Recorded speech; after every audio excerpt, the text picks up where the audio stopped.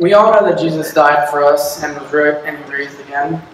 It's what Christianity is based on. But just saying Jesus died for us is an understatement.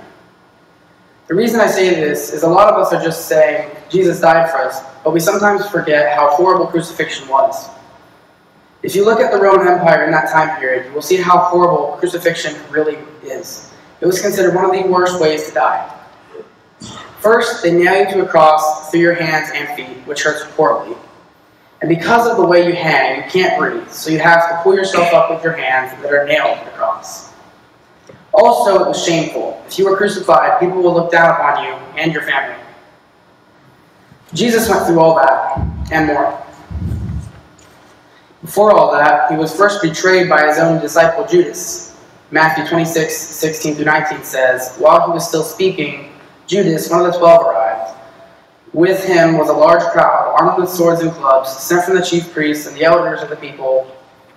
Now the betrayer had arranged a signal with them. The one I kiss is not man. Arrest him." Going at once to Jesus, Judas said, "Greetings, Rabbi," and kissed him. Then he was denied by Peter.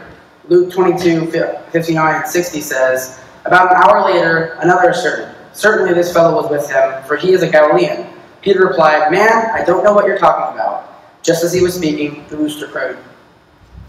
And after that, before he was crucified, he was mocked and beaten.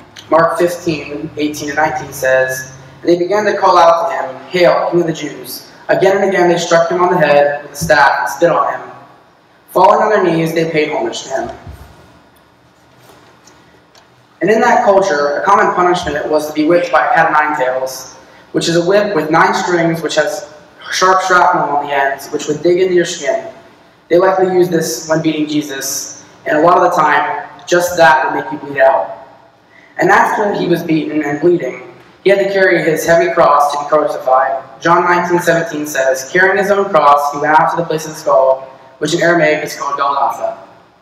John 3:16 says that because of this our sins are forgiven. "For God so loved the world, he gave his one and only Son, that whoever believes in him shall not perish but have eternal life."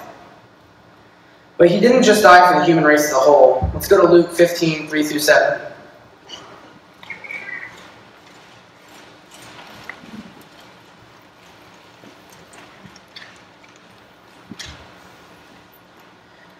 Then Jesus told them this parable. "Suppose one of you has 100 sheep and loses one of them. Doesn't he leave the 99 in the open country and go after the lost sheep until he finds it? And when he finds it, he joyfully puts it on his shoulders and goes home. Then he calls his friends and neighbors together and says, 'Rejoice with me, I have found my lost sheep.' I tell you that in the same way there will be more rejoicing in heaven over one sinner who repents than over 99 righteous persons who do not need to repent." Just like the shepherd goes after one sheep, Jesus died for each person. He did this for us each individually because he loves us. So remember, Jesus didn't just die for us. He went through so much more before that and then died, one of the most painful and shameful deaths for each one of you.